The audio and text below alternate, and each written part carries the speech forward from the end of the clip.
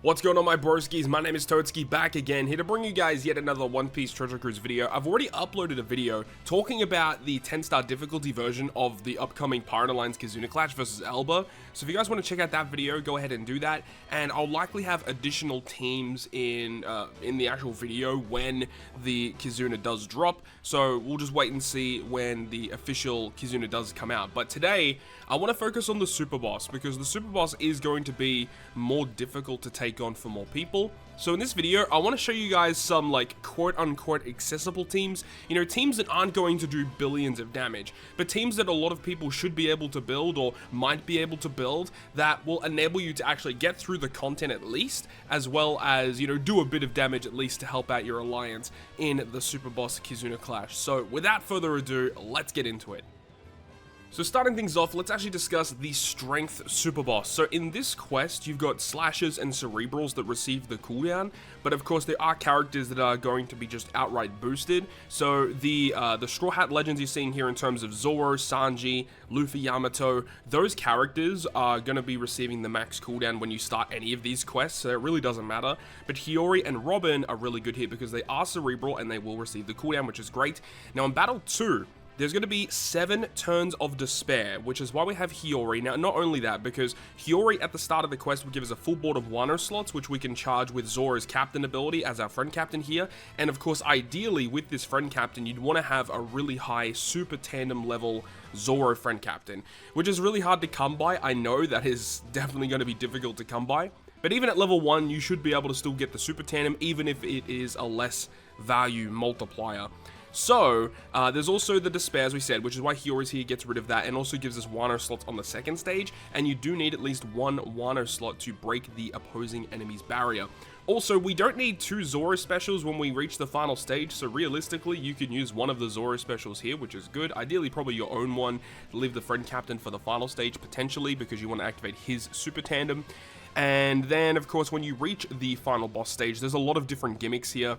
They do have an immunity, but it's they do allow you to use increased damage taken, but realistically, you're going to use the super swap of Luffy Yamato to get the guaranteed increased damage taken anyway. And then, of course, with Robin, you can get another conditional, because Zoro will give you the increased damage conditional, and then Robin will give you her conditional, which goes through immunity.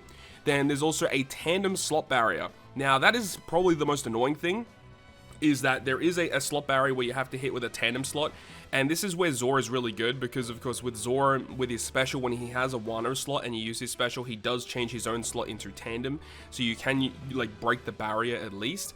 But there's also a damage limiter, which is why Zoro is very good. When you use his level 3 captain ability, which is going to be very important to charge, he is able to bypass that in a sense, so you're going to really want that. There's also 3 turns of damage reduction, which Sanji helps you get through. There's 1 turn of damage threshold. Now on this team, you can either use the VV support that is on the Luffy Yamato. We also have the new Otama support attached to Zoro, but there's also like a lot of other ways that you can do it. There are plenty of supports that can help you remove only 1 turn of damage threshold. That's really not that big of an issue.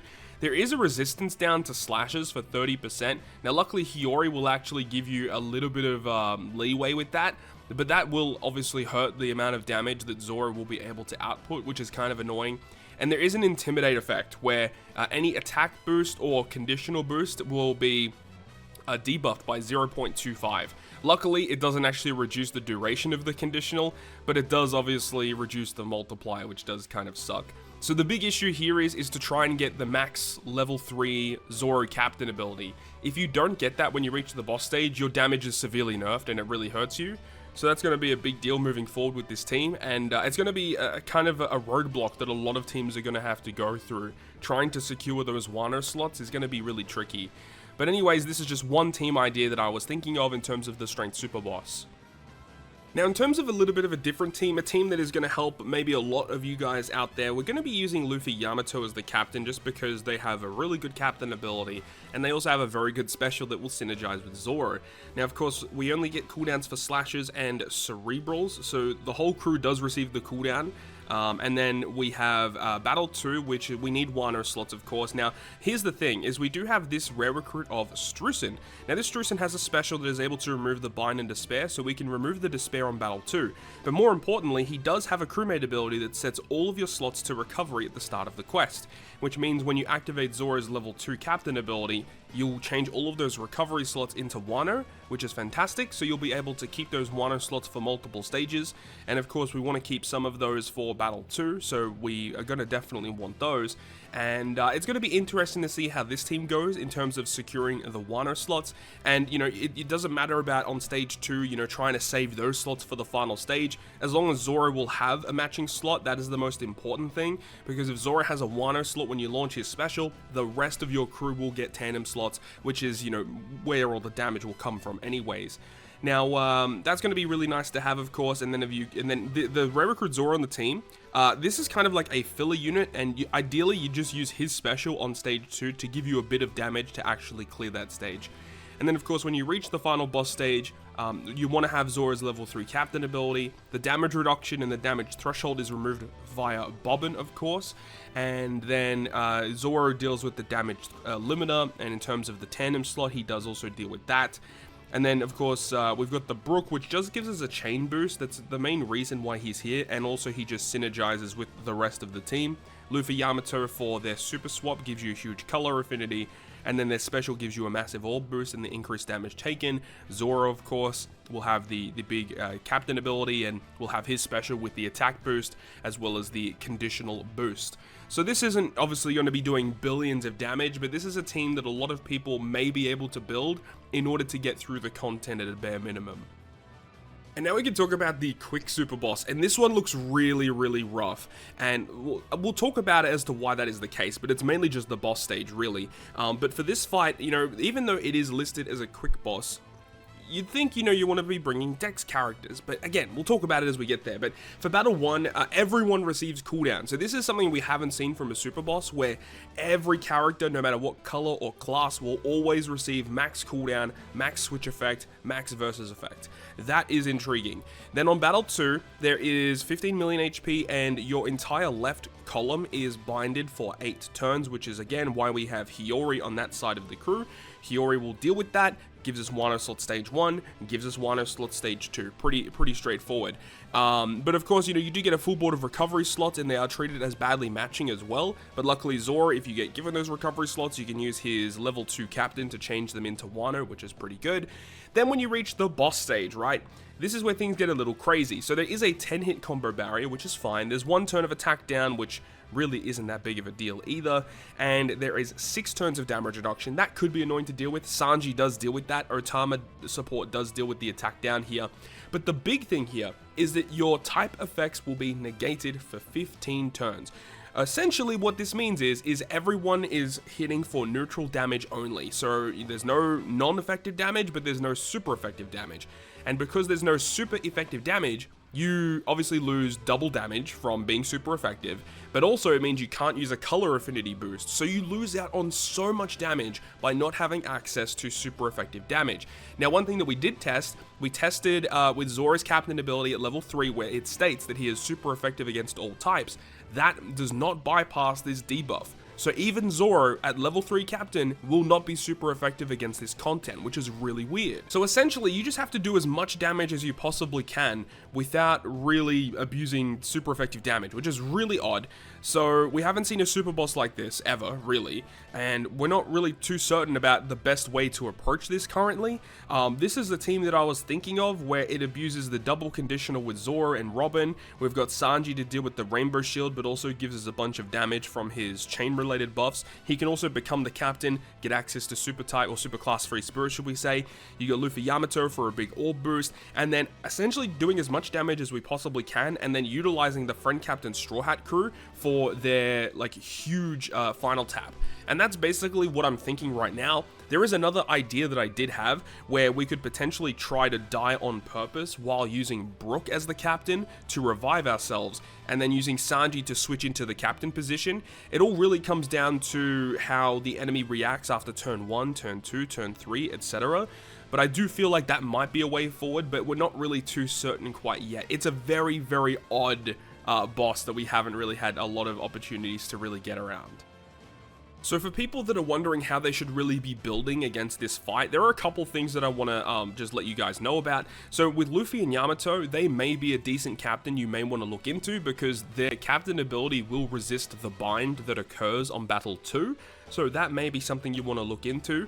But there's another thing as well, is that the damage reduction, it's 6 turns of damage reduction on the final boss stage. So if you have Sanji, you probably want to put him on your team in some capacity. But also Zora as a friend captain also may be a pretty decent option too, because Zora as a friend captain will allow you with his captain ability at level 2 to deal with the recovery slots on battle 2, allowing you to change them into Wano slots, and you can abuse it that way, and potentially using a special to lock the slots as well, allowing you to keep the Wano slots for the final stage. You know, these are just some ideas that you may want to look into. Having one of these 3 legends will make the team building versus quick a little bit easier for you. But ultimately, the fact that you can use essentially anything here because every character receives cooldown and there's no real super effective damage in this quest, it is really up to your own devices to kind of, you know, figure out what the best way forward is. Because as I said, I really don't know what the best team is against this fight when you can't hit super effectively. So it's going to take a little bit of discussion with the community to figure out what the best way forward is for this quest. Looking forward now to the Sai Super Boss. This is just going to be the quote-unquote accessible team, I would say, that you could potentially build in order to get around this quest. So we'll talk about it though. So cooldowns to Driven and Powerhouse on all aspects. Battle 2, there is Despair to the top right of the crew. Now the way that this team is getting around it is we have the Crocodile and we also have the Sasaki, both of which are able to remove Despair. And we also have the support of Uta attached to Crocodile to give us an attack and an orb boost on Battle 2, which could be annoying to deal with. We also have Crocodile Special, which changes the block slots that are given to us on Battle 2 into matching. So with Sasaki and Crocodile, we remove the Despair, we remove the block slots, we get a color affinity boost, and we get an attack and an orb boost. And with the 2 captains that we have, should be enough in order to get around both of these fights, or just that fight in particular. But then you reach the final boss stage, right? The final boss stage has an immunity to everything except for increased damage taken, which of course we can abuse with Kaido's Versus ability. Kaido's Versus ability will inflict increased damage taken to the opponent, and of course if you're able to utilize Legend Queen, you could potentially use his conditional boost. But there is something in this quest that is very, very bizarre. Now another thing here is that there is 6 turns of special bind that is inflicted to the crew, and luckily with King as a captain, or ALBER should we say, his special will allow you to remove that special bind, which is really, really good. There is 1 turn of paralysis, which with this team we can remove with the Jack support attached to Kaido, which of course we'll be able to apply. But there's something else that you need to worry about. There is Intimidate and there is an Interrupt. So when you activate a special that is an attack boost, an orb boost, a color affinity boost, or a chain boost, then the enemy is going to remove your beneficial effects, which of course is kind of gnarly. You don't really want that to happen. But luckily, when you activate King at the start of the quest to remove the special bind, King gives you a chain boost, and he'll activate the interrupt there, where he'll remove your beneficial effects. And remember, with King, the chain boost that he applies cannot be removed by the enemy, which is really good. But then on this team as well, you've got Kaido's special, which will give you a huge attack and orb boost. He'll give you Wano slots. He'll also give you tandem slots. King with his super type will allow you to get the chain addition or chain multiplicative buff. And then we've also got Killer, because we have a full team of driven characters. Killer special will allow you to get a 2.25 times color affinity boost, and you'll be able to activate a super tandem effect, of course, because you've got King on the crew as the friend captain. You'll have Sasaki on the crew. I believe this will activate the super tandem. If not, Moria is just on this team just for stats, but you could literally get rid of Moria, put on another Toby Ropo or a Jack or a Queen character, and you can activate super tandem, which will give you even more damage. And, you know, realistically speaking, if we're talking about what's the most, the most ideal, what's the best team for this quest, it realistically is just going to be, Kaido, King, Queen, Jack, and then some other characters, right? But realistically, it's just going to be the Beast Pirates. The Int-driven Beast Pirates team is what you want for this quest.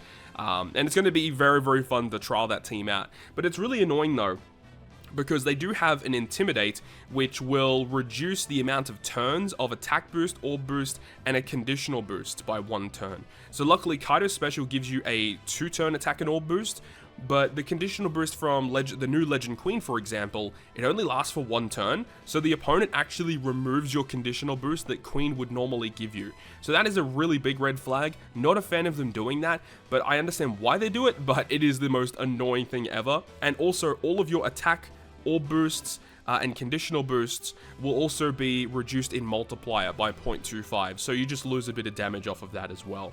So it's going to be an interesting Super Boss Kizuna, that is for sure. Some very unique fights that we have to take on. So with that, that is going to wrap it up for me. Thank you so much for watching the video, and if you guys did enjoy it, make sure to go ahead and leave a like. And if you want to stay up to date with all the content I post, including more One Piece Treasure Cruise content, make sure to hit the subscribe button down below. On that, guys, I'll see you guys within the next video.